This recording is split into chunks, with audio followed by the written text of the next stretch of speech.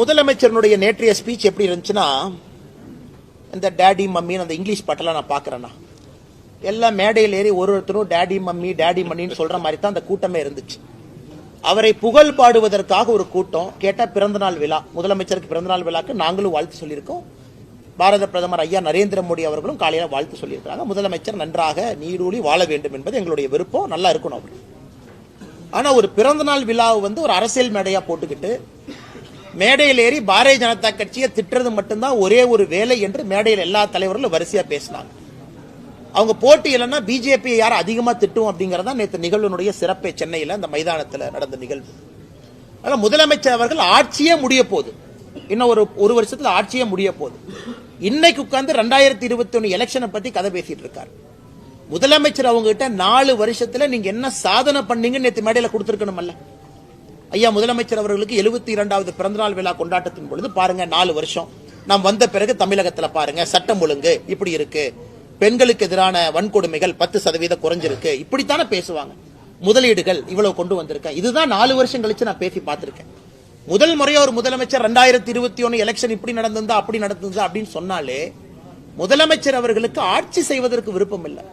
ஏதாச்சும் ஒரு கட்சியை குறை சொல்ல வேண்டும், அது மட்டும் தன்னுடைய விருப்பமா வச்சிருக்காங்க. அடுத்து ஐயா வைகோ அவர்களை போன்றவர் நேற்று என்னை கொஞ்ச நேரம் திட்டினார்.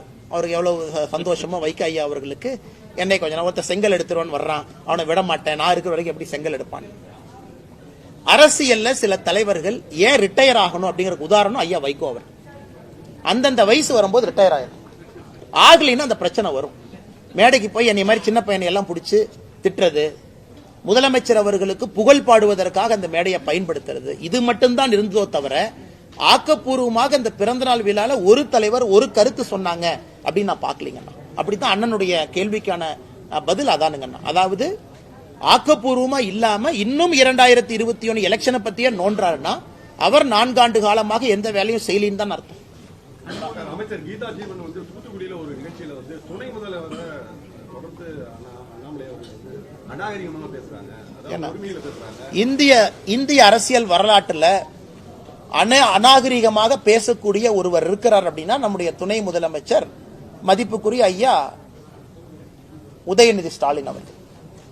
நான் பழைய விஷயத்தெல்லாம் பெண்கள் இருக்கிறாங்க, எங்க சகோதரிகள் இருக்கிறாங்க, நான் பேச ஆரம்பிச்சா தவறா போயிருங்க. அம்மையார் சசிகலா அவங்களை பத்தி என்ன சொன்னாங்க, அண்ணன் எடப்பாடி அவர்களை பத்தி என்ன சொன்னாங்க, ஐயா மோடி அவர்களை பத்தி என்ன சொன்னாங்க, மோடி அவர்களை 29 பைசா மோடி, எத்தனை விஷயம் சொல்லிக்கிட்டே போலாம்.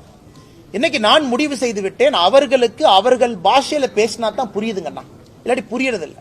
இந்த காதுல வாங்கி இந்த காதுல விட்டுறாங்க. அப்ப இல்லாட்டி நீங்க போய் பிரஸ்ல போய் கேட்டா அண்ணாமலையா யாருன்னே தெரியாது பாரு, அல்லது பிரஸ்காரங்க மைக் நீட்டினா அதெல்லாம் தெரியாது, இவரை பத்தி கேட்டா சினிமா நான் பாக்குறது இல்லையும் பாரு. இதுதான் அவருடைய பதில். இது அநாகரிகமான பதில். இப்படித்தான் தொடர்ந்து நடந்து கொண்டிருக்கிறது.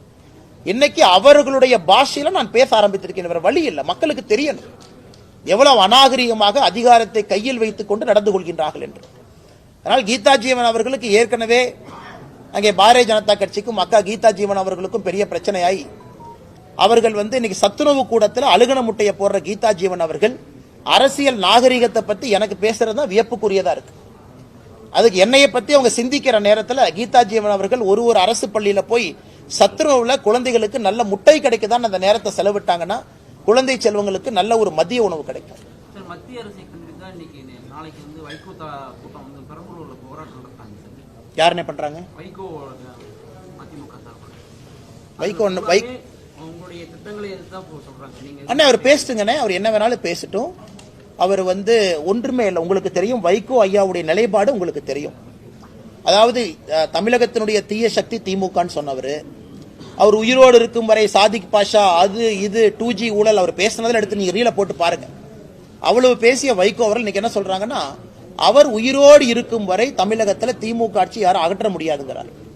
வைகோ ஐயா நல்லா இருக்கணும், அவர் 150 வருஷம் வாழனது வேறங்கண்ணா. அதனால ஏற்கனவே சொல்லி இருக்கின்றோம், வைகோ ஐயா கண் முன்னாடி 2026 திமுகவினுடைய ஆட்சி இல்லாம போகாது. வைகோ ஐயாவும் பார்க்கத்தான் போறாங்க.